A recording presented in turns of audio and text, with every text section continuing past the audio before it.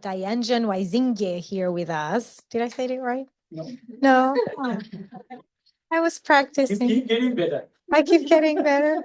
Our very own Dr. Shanaka and our very own Dr. Ann Masich. So they're both faculty members here at the VCU School of Pharmacy, each bringing unique expertise to education and healthcare innovation. Dr. Shanaka is an associate professor and founding director of the Digital Health Lab, and he leads the digital health concentration within the Pharm.D program, mentors students in developing real-world solutions in including AI-powered educational platforms. Dr. Masich is an assistant professor and adult internal medicine practitioner at VCU Health. She co-coordinates and teaches in the infectious diseases clinical therapeutics module and pharmacy skills lab, along with precepting PGY1 and PGY2 internal medicine residents. And their presentation today will be on PrEP and statewide protocols. I'll turn it over to both of you. Thank you for accepting our invitation. All right. Can everyone hear me okay? Look me through.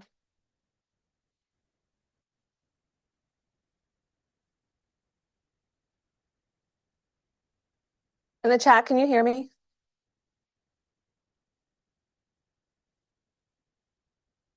Yes. Okay, awesome. All right. So I'm going to start us off today.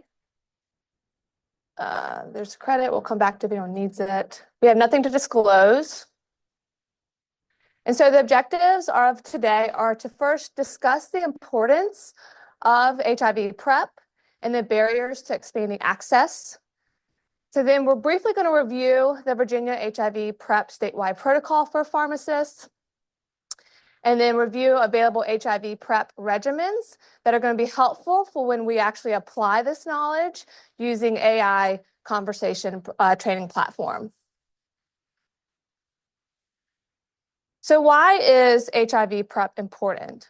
It's important because in 2022, the CDC estimated that there were about 32,000 new cases of HIV in the United States, with the majority being among gay, bisexual, or other men who have reported sexual contact with other men, followed by people who reported heterosexual contact, and then less were people who inject drugs. And so looking specifically at the South HIV new diagnosis is disproportionate to the rest of the United States. So about 50% of new diagnoses are within the southern region. Looking at Virginia specifically, and available on the Virginia Department of Health website, it is broken down into different patient populations. But I just want to highlight here that here in Virginia, there's about 850 new cases per year, or a rate of 10 per 100,000.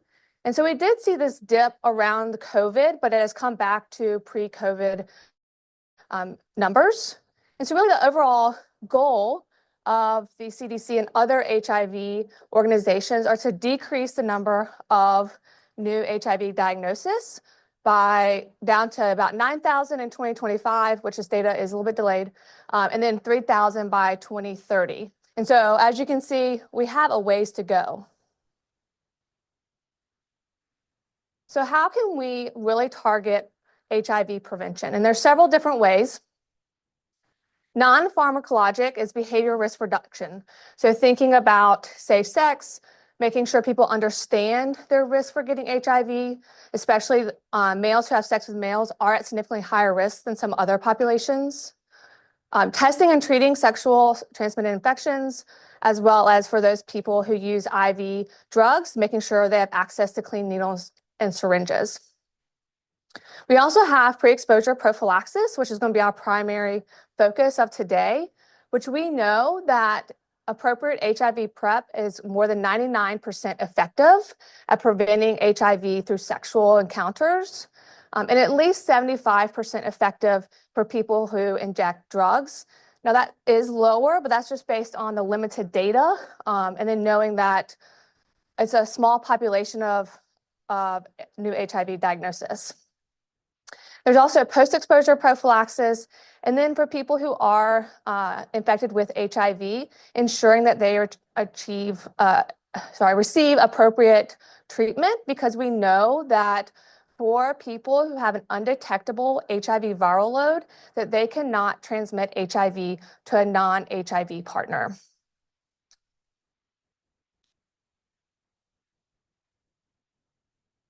And so thinking about PrEP and how many people who would benefit from PrEP are actually receiving PrEP is very few. So we know that there's about 1.2 million people in the United States who would benefit from PrEP. And you can see here in the data that since 2019, which was when the Ending of HIV Epidemic Initiative started, that there has been an increase in HIV PrEP usage. But you can see here in Virginia, that's significantly lower than what's been reported nationally. So even now in Virginia, as of 2022, that only 20% of those people who would benefit are actually on HIV PrEP. And so what are some barriers? Right, we know there is a barrier based on knowledge and awareness, not just for people in the community, but also for healthcare providers.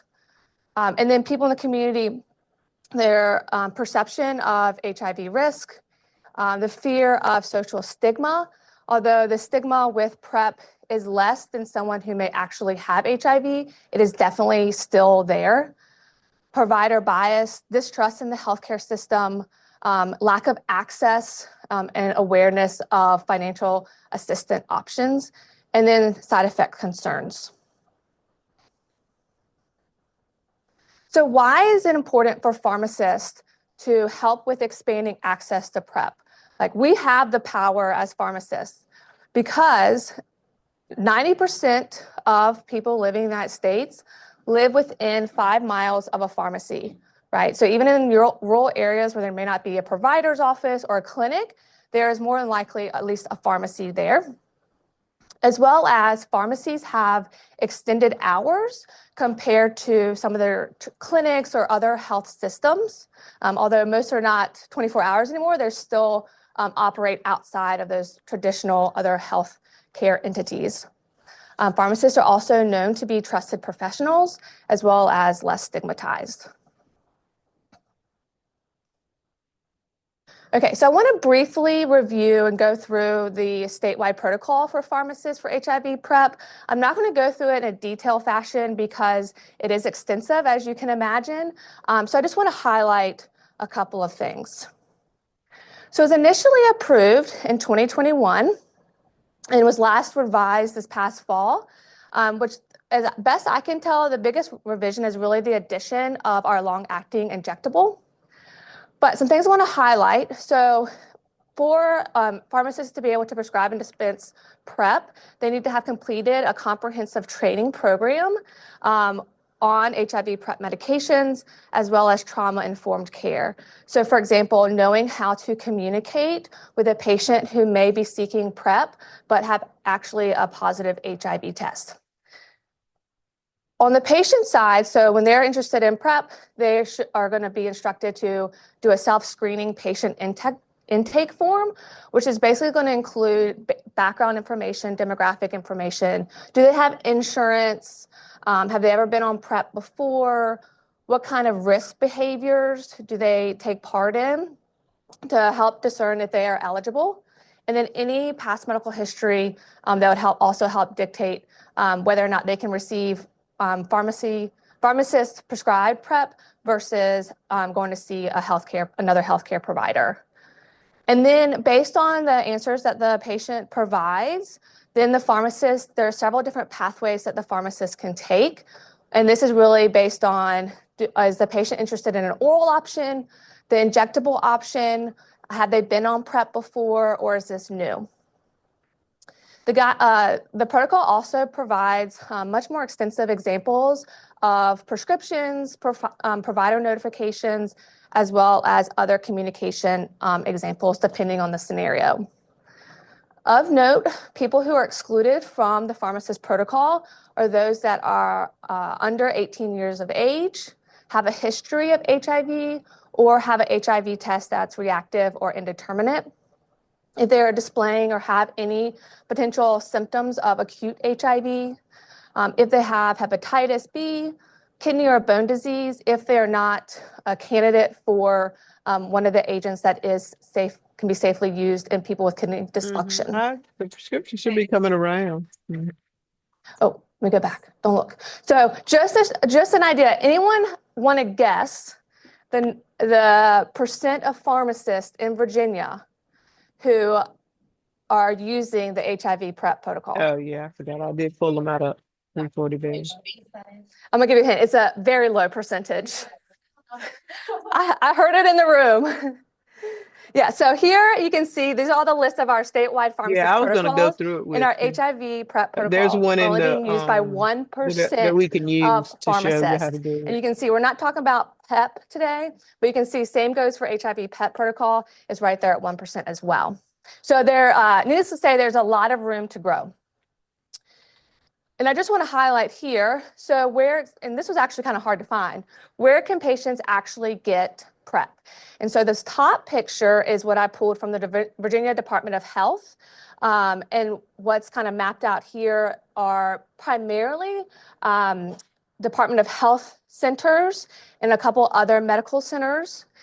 And then the bottom picture is I found an HIV PrEP locator through Walgreens. I don't think it's associated with Walgreens, but I could put in my zip code and it will pop up places where I could get HIV PrEP. Now, I will say in both of these maps, none of them include a community pharmacy. They all include Department of Health or clinics such as Crossover or Health Brigade or other providers in the area. All right, so what are some barriers to actually pharmacists implementing the HIV PrEP protocol? There's no data or literature out there explaining this specifically for Virginia, but what could be taken from other states is probably applicable to Virginia as well. It could be the novelty of this practice, but since 2021, you would think there'd be some increase we're now at the beginning of 2025. So what barriers that have been identified? That pharmacist hesitancy due to their confidence and their knowledge, which I get. HIV can be an overwhelming subject. I see it in my students. Their lack of experience with it, or if they have liability concerns or even their personal beliefs. The need for additional training. So again, that comprehensive training, as well as being able to trauma-related training, that's significantly more than some of our other protocols. The cost of the pharmacy, the lack of public awareness. Like I said, that was even me as a healthcare provider, right? It took me a little bit of time to actually find where PrEP is offered. Logistical challenges. So not all pharmacies have a private counseling area. Laboratory testing and medical record sharing. So this, I think, is a huge barrier because a lot of patients, you're going to catch them by having that one-stop shop. And so if they have to go somewhere else to get labs and then come back and then being able to share the labs, I think that can definitely be a big barrier versus having a streamlined process. The lack of time and staffing, and then the workflow adjustments that would be required. So even just, I didn't go through the whole protocol, but it's time intensive, that's no question. And you'll kind of get that idea too with our AI practice when we get there. So today we're going to help target some of that confidence and knowledge base of what's available. So now I'm going to go into what HIV PrEP pharmacotherapy options are available. There are oral and long-acting injectable. So the oral PrEP regimens, which belong to the nucleoside reverse transcriptase inhibitor class, or NRTIs. So there's two options. They're pretty similar.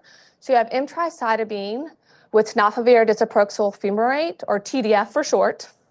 The brand name being Truvada.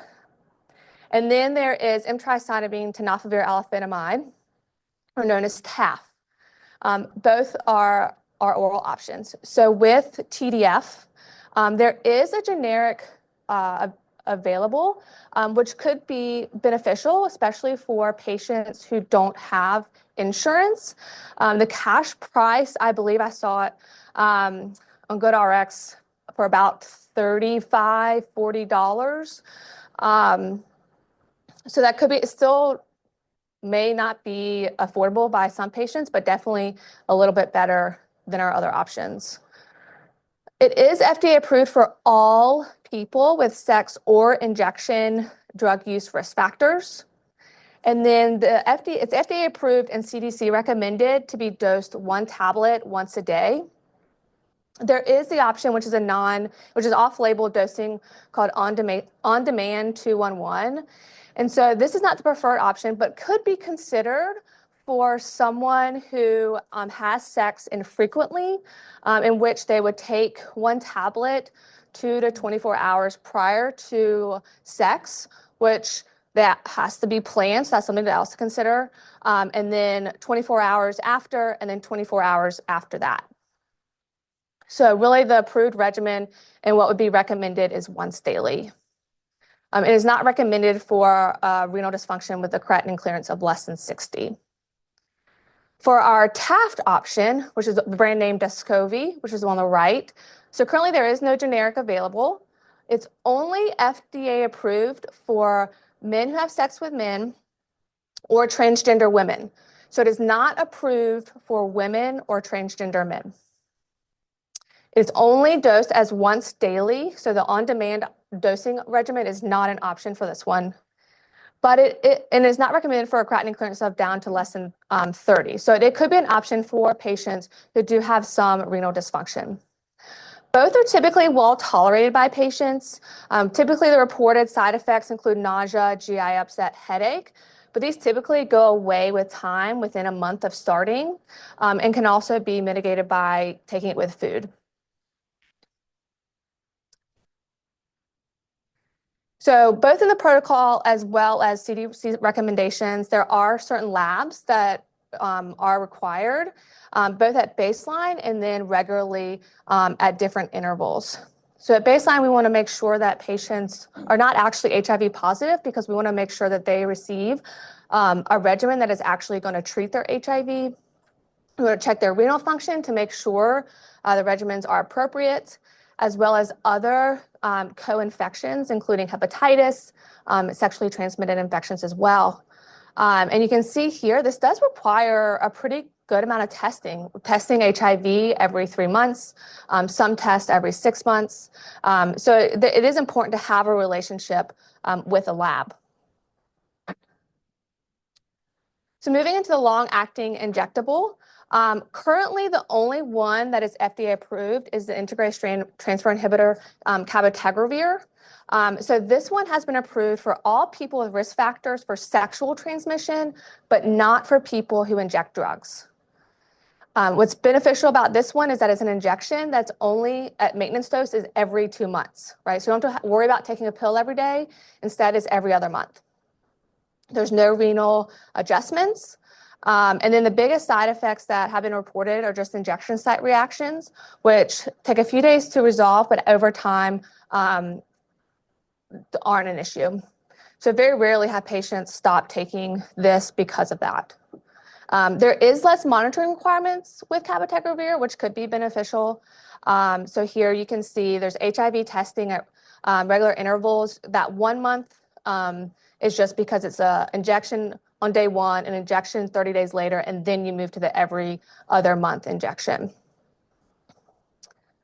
And then as well as STI screening continues to be something that we test for, primarily because this population, based on the risk behaviors that they partake in, are also risk behaviors for other sexually transmitted infections.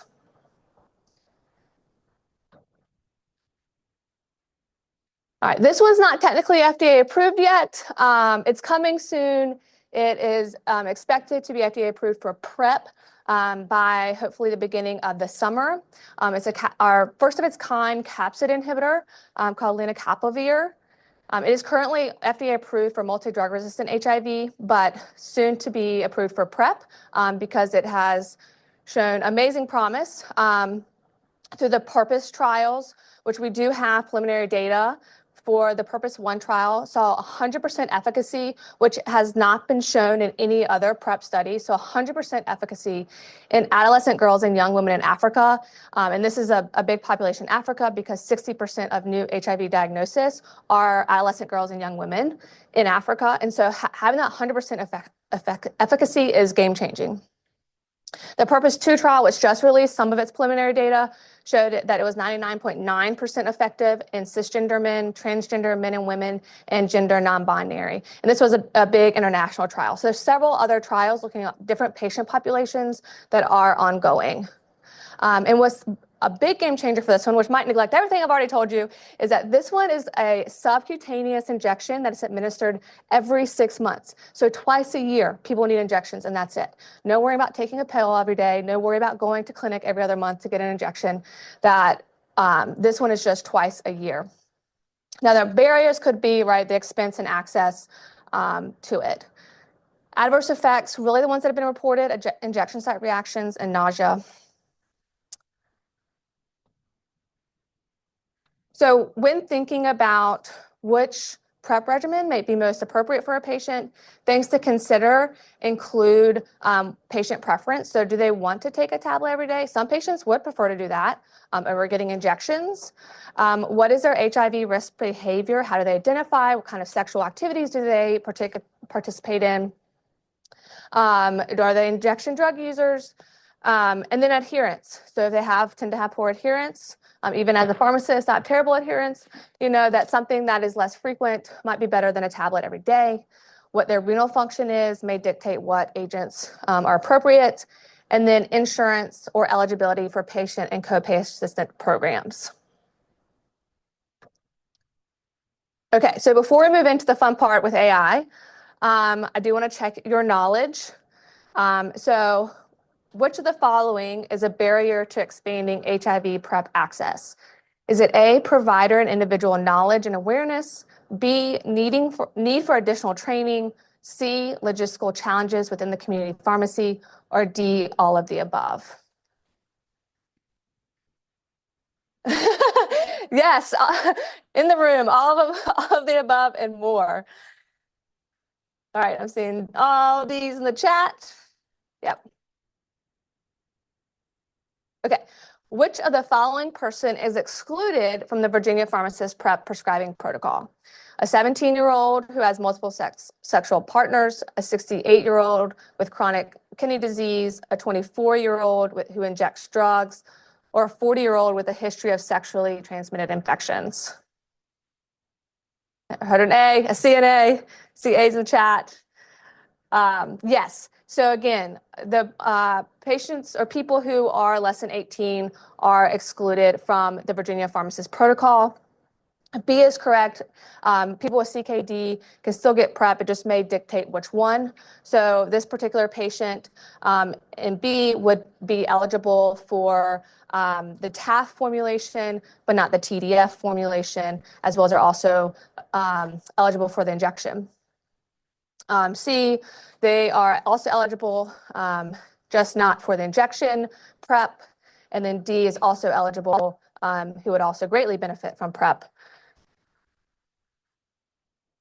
Okay, the next question. Which of the following is true regarding M-tricytidine tenofovir alafenamide, or the TAF formulation? So A, there is a generic form available. B, it is FDA approved for use of all persons at risk for HIV.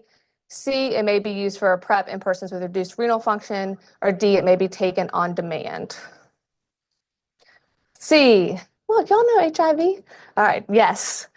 So really the other options, A, B, and D are all appropriate for the TDF formulation, not the TAF formulation. All right, last question. So which of the following should be considered when determining the most appropriate PrEP regimen for a person? Their HIV risk factor or behavior, the cost, the patient preference, or D, all of the above? D, I see D's. D, yes, awesome.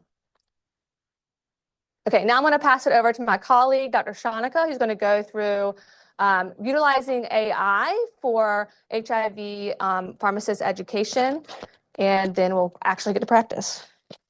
you want this? Oh, yes, please. Wow. There's a full classroom. Hello, everyone. So, all right. This has been a fun little project, and I learned a whole lot that I never knew about pharmacy-based counseling services. So let's see. Yeah. What is the reason behind this? Why do you want to provide AI-based training opportunities? Well, we've been doing this for maybe the past 2 years, I think. And a few things we've learned is that it allows you to provide personalized learning, that the interaction can tailor itself to the conversation and continue that conversation at a level that the user understands. The other interesting thing is we can provide standardized delivery because everything is delivered from one place, one message.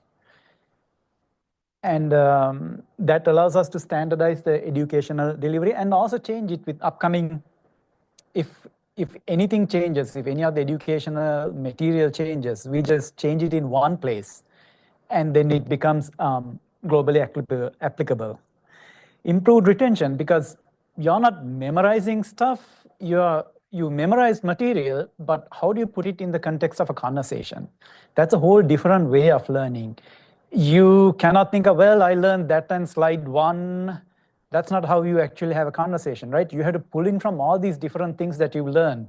And patients can ask like questions that you may not have seen in your exam, or which may require you to synthesize answers that are going beyond the multiple choice questions, right? So this retention improves because you're making these new neural connections to the information that you already know. Oh. Now, why do you want to do this? I was a little bit hesitant to do this, but yeah, we should brag about this because we already have a track record on this. Yeah, I don't say no. We went to the AACP AI Institute, and there was quite a bit of talk about this platform that we developed and deployed. A lot of people are using it. A lot of other schools are using it. In fact, not just the US, there are 42 countries using this platform right now. So we just deployed it as a kind of a fun thing to do, but it ended up having an actual impact in pharmacy education. So we kind of have a track record of doing this. So this is a platform that we've developed and deployed, and we are gaining recognition. So 37 countries right there that's using the platform. So let's say, look at this from the standpoint of pharmacy-based HIV service delivery, right? We already have the platform. Other schools are using it. If you create this and deploy it there, then we have a much broader reach, not just within the US, but globally, to actually take some of this learning and actually have an impact in this area. I'll show you the platform later. Now, how would we do this? And this is what Anne, myself, and Patricia has been working on. The AI-driven patient simulation, we should have started from the beginning and moved to the end, but we decided to start from the beginning, from the middle. So we started here. But the final platform, when it's deployed, will actually have sections that cover theory. We'll test your knowledge. And finally, teach you how to interact with the patient. Yeah? We want it to be all-in-one and language agnostic platform that once we develop and deploy, we can easily make changes, but it's going to be globally available. If you look at the technical architecture, this keeps changing a lot because the field is moving so fast. When I was initially putting these slides together, I wanted to go with React Node.js and use AWS, but now I think I might go for more of a, I'll still stick to React, but something like Fast API and a Flask application. But these are different things these are technological stuff that we can deal with. And you can implement comprehensive learning objectives, multimodal assessment methods, and all of that. So what are the features? We can have adaptive scenarios. What would that mean? Well, it can be something like, well, traditionally, right? We want to have 10 different exercises. We would do something like, your name is John, your name is Alex, your name is Sarah, right? We would create 10 different ones. The way the generative models work is you can give it the freedom to pick the name and say, hey, you are 65 years or older. Based on this information, pick for yourself a name, age, and so on, right? So anytime the end user interacts with this, it's going to be a new experience for them. It doesn't feel like cookie cutter. And that level of realism actually helps when you're trying to maintain the conversation stream, because you're not, once you've done the conversation 10 times, you still can't kind of go back to the first conversation and pull stuff from that conversation to apply to this. It's going to be dynamic and it's going to be different. So you really have to be on your toes when you're having these conversations. We can provide conversations that people really don't want to talk about. Like, how would you counsel a serodiscordant couple, right? I would be very uncomfortable having this conversation with somebody that is simulating a patient. But because we are actually having an AI-driven conversation, students can slowly learn to overcome their hesitations. It's uncomfortable, sure, but it's an AI, it's not going to judge you. Just practice. And as you practice and you break through these barriers that might prevent you from having these conversations, you slowly start learning how to deal with your emotions as you go through these conversations. Yeah. And the particular examples that we are showing, these are running on the server in what's called a stateless manner, meaning the technological platform itself does not remember anything. So when you close that window, it's gone, everything's gone. There are pros and cons to this, but having a stateless architecture allows students to practice these conversations and get them wrong and continue trying.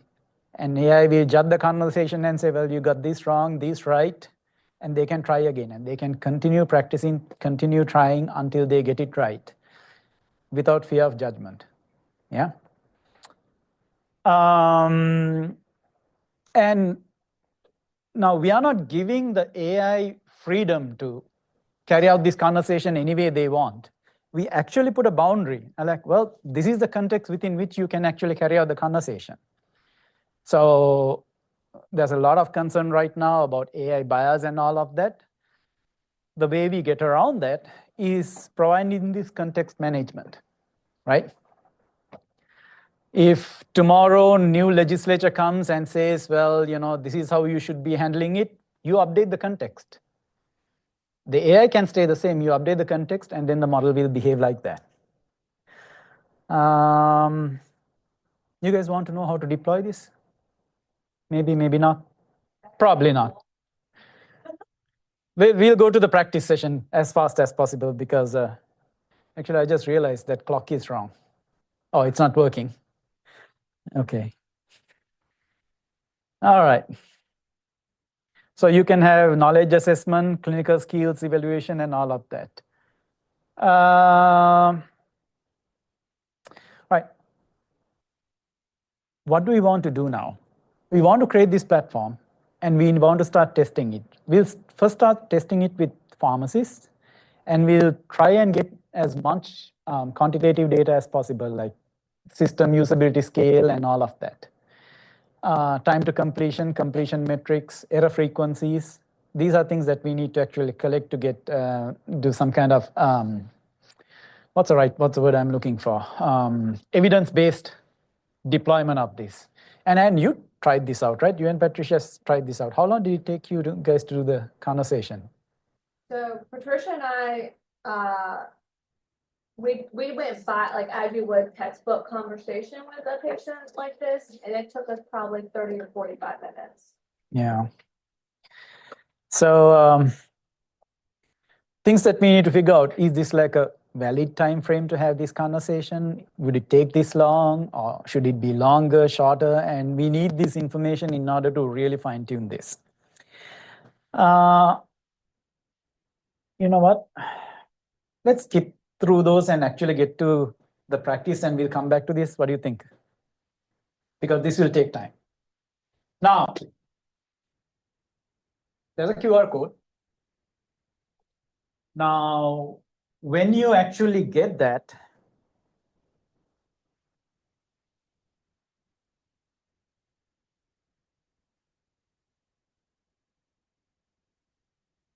you will have a little chevron to the side. All right? Little chevron here, top left corner. Left corner, yeah. If you click that, you can pick the cases. All right? I would go for the last case because we were kind of not happy with how the patient was behaving at the beginning. So Anne and I were actually, Anne did most of the work. She really fine-tuned that, and you can see how they are different. So case O and case 1 are exactly the same case, but you can see how by tailoring about 3 sentences in, right? 3 sentences at the beginning, how the behavior of the patient changes. And if any of you guys can speak any of these 15 languages, I would love to see how well this behaves in that language.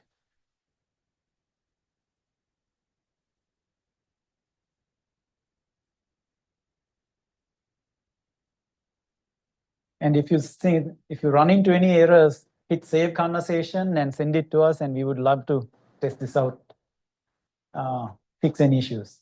Portuguese, please.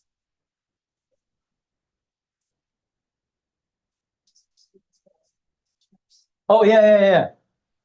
I guess I should have mentioned that, right? So when we are deploying this application, this is not just for students, it's also for practitioners. Because behind the context of this conversation lies all the information that you need to collect from this patient in order to fill out that sheet. Am I right, Anne? That's how you guys did that? I saw that big sheet that you had to, I just took one look at it and I didn't look at it afterwards. But apparently those are the information you need to collect and fill out in that. Do you fill it out in a paper format or paper format? I don't know if it's paper or not. No pharmacy has done it yet. Oh, Okay. but you need to actually fill out that paperwork. So this is how do you actually get that information from a patient so you can fill this out. And for anyone interested, the protocols are easily accessible, like the full protocols are easily accessible on the Department of Pharmacy website. Board of Pharmacy. And this is what it does. Here's a chevron I was talking to you about. It's kind of side panel. I would go to the 4th case. You go here, 4th case, and compare it against the first one.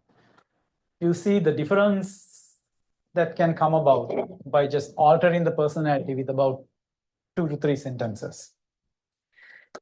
And you may also notice the emotional state of the patient. So part of our goal is to not only evaluate the knowledge of the user, but also their skills with their emotional skills with empathy, encouragement, coping, all the kind of skills that Empathy, the non-clinical cultural based awareness. skills. How do you have these Cultural conversations? awareness, yeah. Yeah.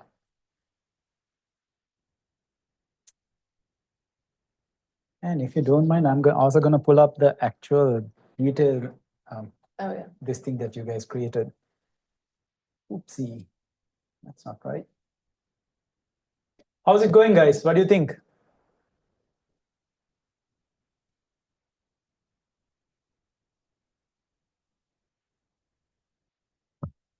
This patient that I'm currently talking to is even apologizing for rambling, having a lot of questions and concerns. And I was actually just thinking back to my own rotations. Most of the patients I talked to were very few of words. So there's actually a lot of information they're giving you to practice with.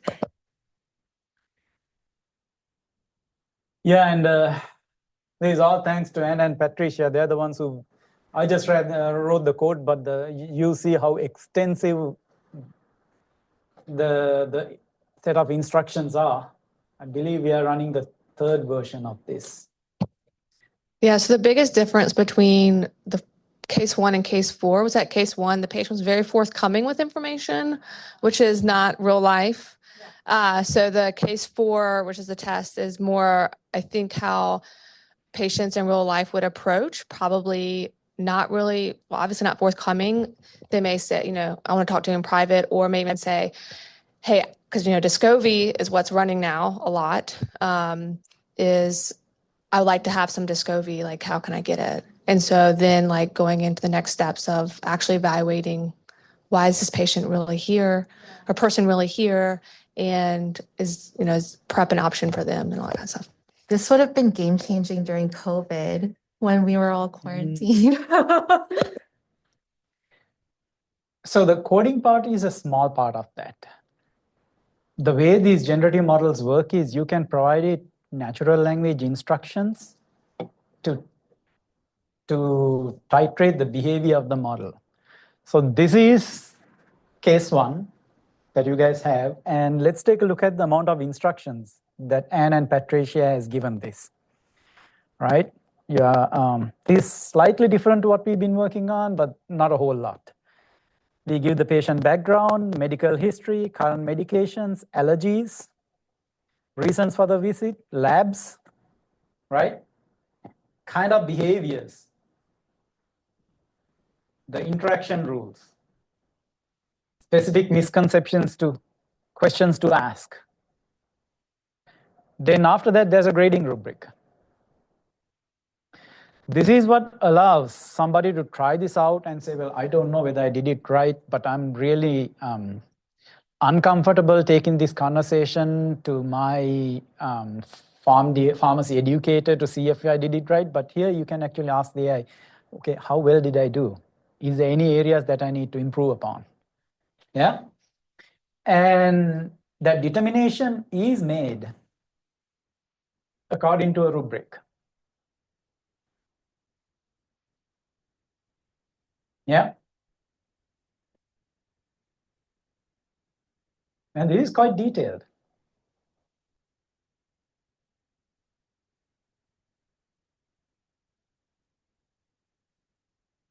I can't remember how many pages this was. Yeah, 54. Yeah. So what do you guys think? I'm kind of curious how the other languages did. How was it? Sweet. The thing, when like Anne came up with this idea, right? And I was like, well, can pharmacies really make a huge difference? And that's when like the GPT-01 model came. Apparently it was good at math. I just asked it, well, run this scenario for me, right? If we allow pharmacies to do these HIV-based services, what kind of an impact will we have on the spread of HIV over the next 10 years? And the model is pretty good at math. So it made some basic assumptions being, well, based on this, there's this many pharmacies, okay, and let's say there's like 2% of the pharmacies take up your protocol, right? And 2% of the pharmacies has this many patients, and based on that, let's approximate. Ultimately, it was like 100,000 HIV case preventions. Now, absolutely not validated, but the mathematical assumption and all of that, I mean, let's say if you don't get 100,000, you get 20,000 new cases reduced by just deploying an application like this. We are making people knowledgeable about it. that's pretty significant, right? Yes, Leanne. I feel like I have more questions than I have answers here, but that's okay. So I guess one question is, in order to do the protocol, what kind of training do you have to show that says, yeah, I've been checked off? Like, I got this. You know, like if you do immunizations, you've done the immunization training program. Does it have to be a specific program, or could anybody build a CE and have something like this included as part of, you know, the assessment tool and be able to then deploy it? That's a great question, and there's no answer. So I could not find any Board of Pharmacy supported training program specifically. Hmm. So there we go. I mean, I also- did Google, APHA has something, Yeah. a program, but it just does make me wonder. I mean, that's probably the 1%. That's the reason why you got 1% of people doing it. It's because nobody knows how the heck you're supposed to be certified.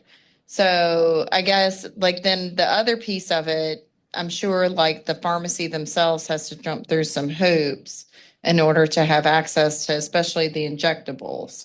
And so I guess thinking through that, like how would you make all of that work? I don't know. Again, I don't have any. I don't know either. answers. Okay. If anyone, and like Leanne and I work on the inpatient side, so if anyone is more community patient facing and has any input, please let us know.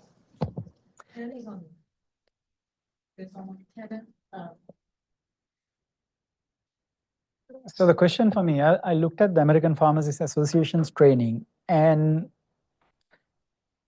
one part of it is like talking points on how to talk to patients, right? I like having talking points, but I would also like to have somebody to practice with. And that is where I think these AI-based approaches can provide a unique angle. Now, right now we are using text-based because I mean, I've seen Anne type this stuff up, and I don't think I'll be comfortable having a voice-based conversation because you have to be very careful in how you have this conversation, right? I think the text-based approach is the right one to do at the beginning, where you can make mistakes, delete it, and before you hit submit, you make sure that everything is right?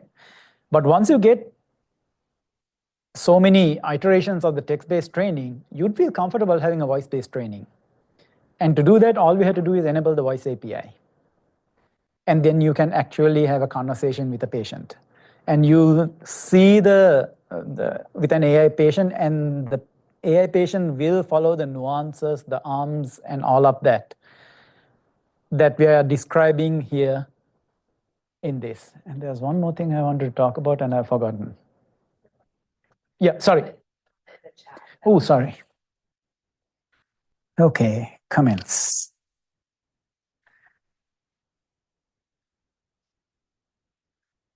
We are trying to partner with our LHD, and they would refer patients to us. Walmart Pharmacy is also working in this space. Training is 3 hours, and one of those hours is in trauma-informed care. We picture this training a few years ago. Absolutely. The point I'm trying to make is, no, we are not trying to replace the existing training. What we are trying to do is create more of a globally applicable platform that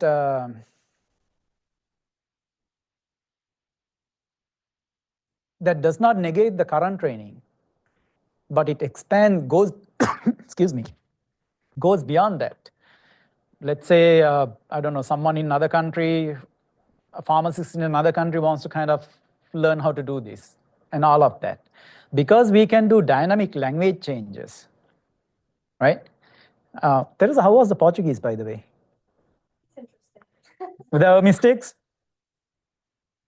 Language, Language is slightly different? forward to, it's translated as I'm anxious, which is not how we make I need to actually make this, because Portuguese is also spoken in Brazil, right? Yeah. Okay, I didn't make that distinction, but I would love to know more about it. But that's just basically what I'm saying is this: there's an opportunity for us to use our current knowledge within this group. Sorry, Ann. Would there be an opportunity as well for students that are interested in pursuing something like this upon graduation, that we had this training available for them, and then they can do this practice, and then it'd be like another thing added on to, hey, I'm, checked off or certified or whatever for HIV PrEP. And I mean, it could be something as easily as just building a tiny module, or even incorporating it in an already existing course. Even my advanced ID course, I think about for the Pharm.Ds or something separate.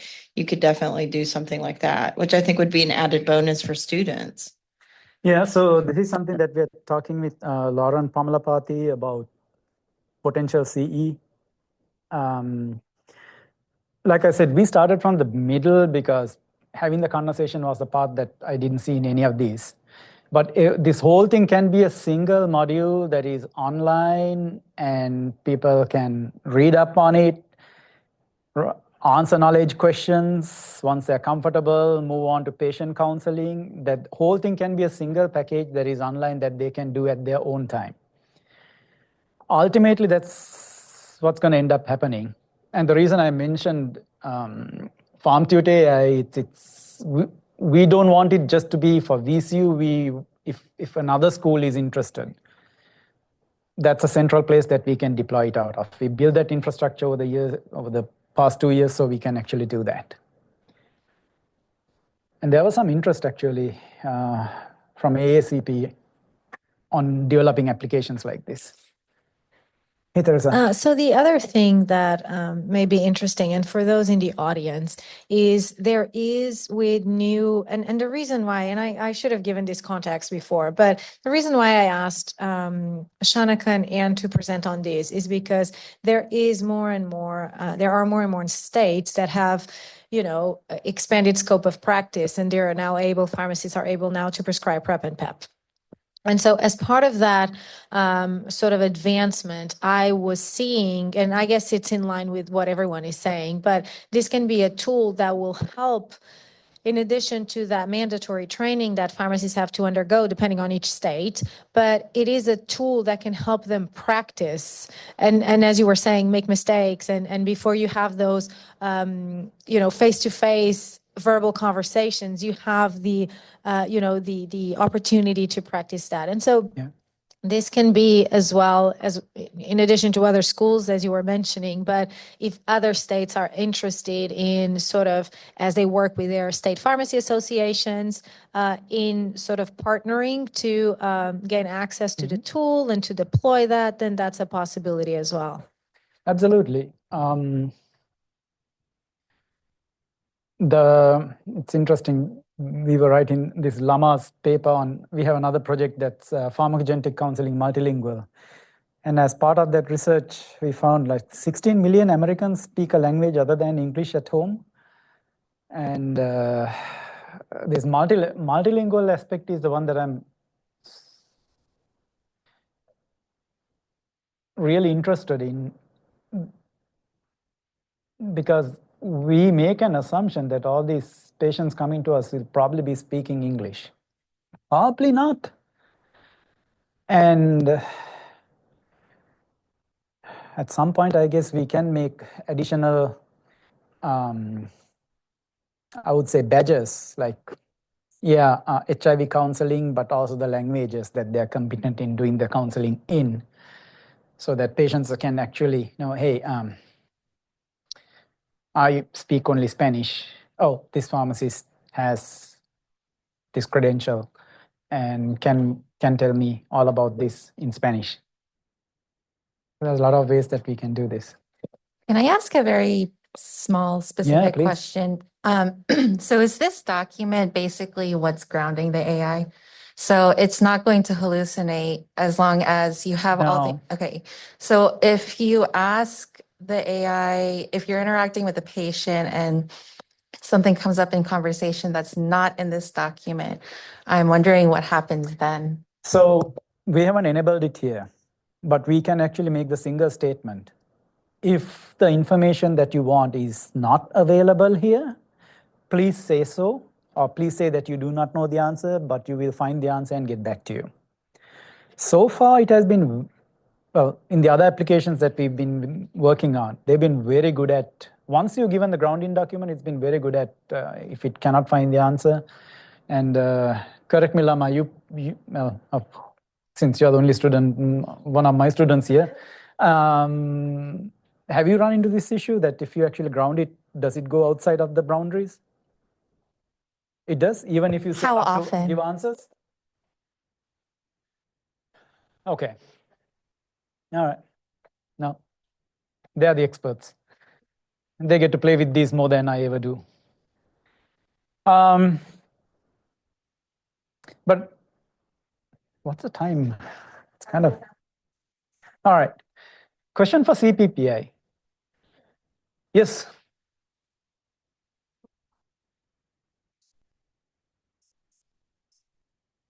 The new infection in 2022 is from 13 and above. So why did you exclude 17 years and below?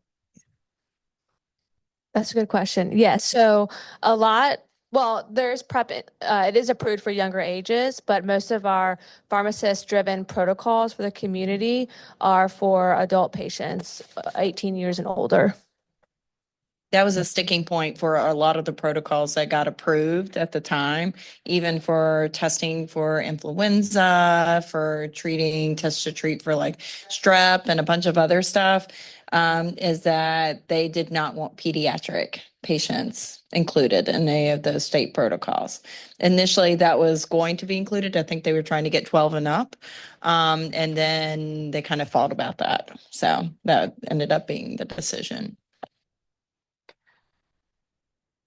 So my question to CPPI, this is just one possibility of a set of technologies. Where else can we use this type of technology to promote pharmacy-based services? So in this case, it's HIV, pharmacy-based HIV services. But are there anything like pharmacy-based, I don't know, cardiology? Because I saw Ben there, I said cardiology, but are there any other things like that that we can, because the central technologies, now we've been working on it for a while, it's easy to deploy. Maybe something to think about. I don't have anything more.